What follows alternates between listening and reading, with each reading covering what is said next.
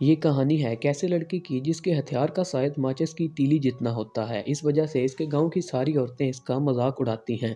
लेकिन एक दिन इसके साथ कुछ ऐसा होता है कि इसका हथियार इतना बड़ा हो जाता है कि इसके मुंह की धार से बड़े बड़े पत्थर उड़ जाते हैं। और इसके साइज का शोर सुनकर पूरे गांव की लड़कियां उससे मरवाना चाहती हैं। और वो इसके घर के सामने लाइन बनाकर खड़ी हो जाती हैं।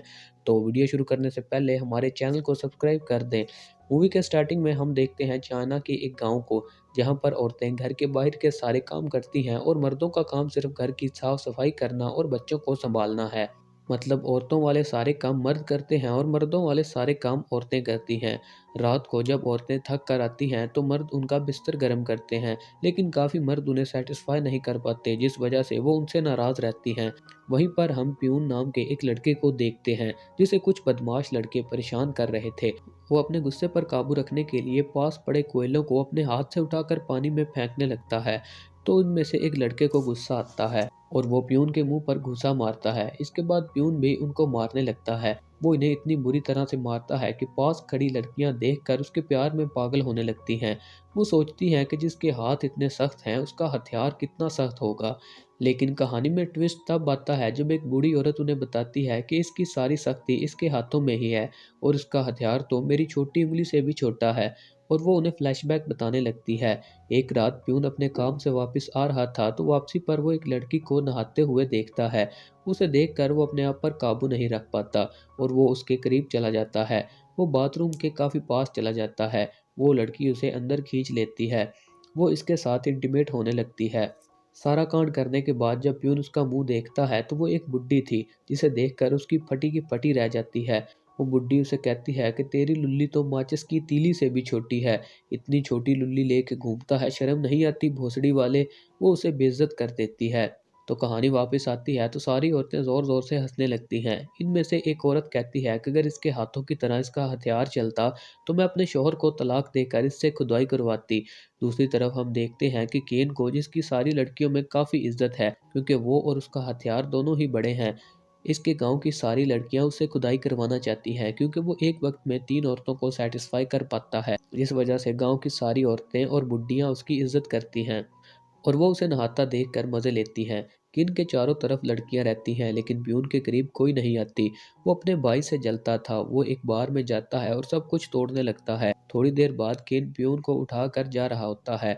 वो एक पुल से गुजर रहा होता है तो उसकी नज़र एक खूबसूरत लड़की पर पड़ती है, जिसका नाम किम है और वो रात में डांस की प्रैक्टिस कर रही थी। उसे देखकर उन दोनों की हालत खराब हो जाती है और वो पानी में गिर जाते हैं। इन दोनों को देखकर वो लड़की वहां से चली जाती है। वो दोनों एक जगह पर बैठकर एक दूसरे से बात करने की कोशिश करते हैं। तो हमें पता चलता है कि प्यून और किन के रिश्ते अच्छे नहीं हैं। ये कहानी फ्लैशबैक में जाती है तो हम देखते हैं कि वो दोनों एक बाजार में थे। तो प्यून की पैंट में आग लग जाती है। किम इस आग को पानी से बुझाने के बजाय उसके नाजुक हिस्से पर लातें बरसाने लगता है और प्यून को लगता है कि इस वजह से उसका हथियार छोटा रह गया था, इसलिए वो अपने भाई से बात नहीं करता। अगले दिन नहर के किनारे कुछ लड़के किम के बारे में बात कर रहे थे कि वो रात को बगैर कपड़ों के नहाने झील पर जाती है। ये बात प्यून भी सुन लेता है।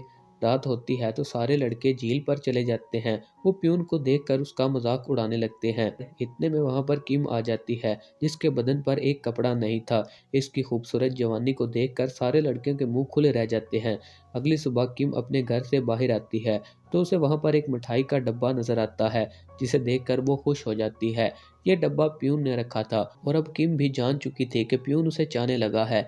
किम नहा रही होती है तो कुछ लड़के उसे देखने लगते हैं। इतने में वहां पर कुछ और लड़कियां आ जाती हैं और वो किम को मारने लगती हैं क्योंकि वो इसकी खूबसूरती से जलती थी। सारे लड़के किम को देखते थे और उन्हें कोई नहीं देखता था।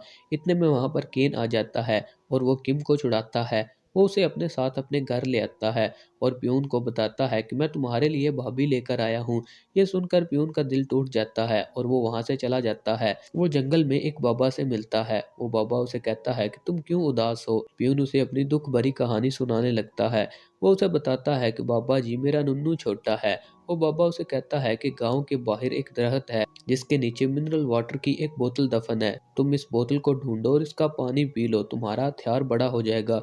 लेकिन याद रखना, ज्यादा पानी मत पीना। प्यून इस दरख्त के पास जाता है और खुदाई करने लगता है। उसे वो बोतल मिल जाती है। वो सारा पानी गटक लेता है। जब वो अपने घर जा रहा होता है तो उसे पता चलता है कि इसके गांव के सारे मर्द जंग में चले गए हैं, क्योंकि अचानक उनके देश पर किसी ने हमला कर दिया था। इसका भाई भी चला गया था। एक दिन जंगल में आग लग जाती है तो प्यून पहाड़ पर खड़ा पेशाब कर रहा था।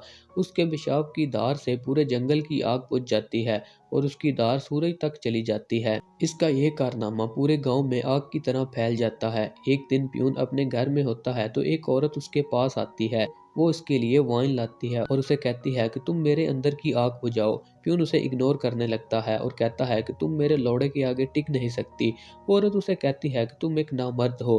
प्यून को गुस्सा आता है और वो उसे वहीं पर पटक के चोट देता है। वो उसकी 10 बार लेता है और इसकी नाक से खून बहने लगता है और वो अपनी कहानी सारी औरतों को बताती है। सारी औरतें और बुड्ढियां प्यून के घर के सामने लाइन बनाकर खड़ी हो जाती हैं। वो सारी प्यून से मरवाना चाहती थी। प्यून इन सब को एक एक करके अंदर लेता है और इन सब की बजाता है। वो गांव की सारी लड़कियों को पेल देता है। इतनी सारी लड़कियों की लेने के बाद भी वो उदास था, क्योंकि जिससे वो प्यार करता था वो अब भी उससे दूर थी। इनके मुल्क की शहजादी को भी प्यून के कारनामे के बारे में पता चलता है और वो भी प्यून से पिंकी पिटवाना चाहती है। मुल्क के राजा की फौज प्यून को पकड़कर महल में ले जाती है। राजा प्यून से कहता है कि तुम्हें हमारे लिए अंग्रेज से एक मुकाबला करना होगा, जिसमें तुम्हारे टट्टों से वजन बांधा जाएगा और तुम में से जो ज्यादा वजन उठाएगा वो जीत जाएगा। प्यून का मुकाबला जिससे था वो 30 किलो वजन अपने टट्टों से उठा लेता है, लेकिन प्यून से 1 किलो वजन भी संभाला नहीं जा रहा था, जिसे देखकर राजकुमारी को एक आइडिया आता है।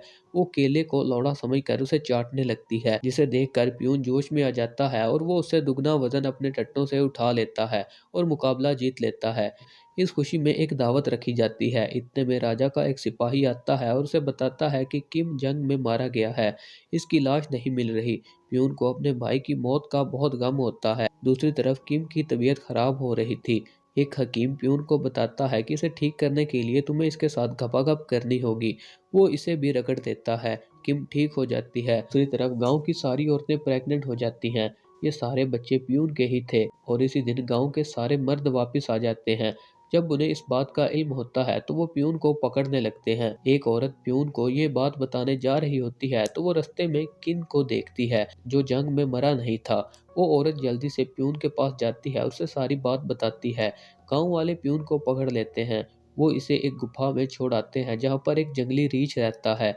गांव वालों को लगता था कि रीछ ने प्यून को मार दिया है। 5 साल बाद हम देखते हैं कि सारे लड़कों की धार प्यून के जितनी ही थी। गांव की सारी औरतों में प्यून की काफी इज्जत थी, क्योंकि अभी तक उन्हें प्यून की तरह कोई सेटिस्फाई नहीं कर पाया था। इसके बाद हम प्यून को देखते हैं जो एक कश्ती पर बैठकर जा रहा था। प्यून अब भी जिंदा था और उसने रीछ को भी रगड़ दिया था और मूवी वहीं पर खत्म हो जाती है। अगर आपको हमारी आज की एक्सप्लेनेशन पसंद आई हो तो काइंडली सब्सक्राइब द चैनल।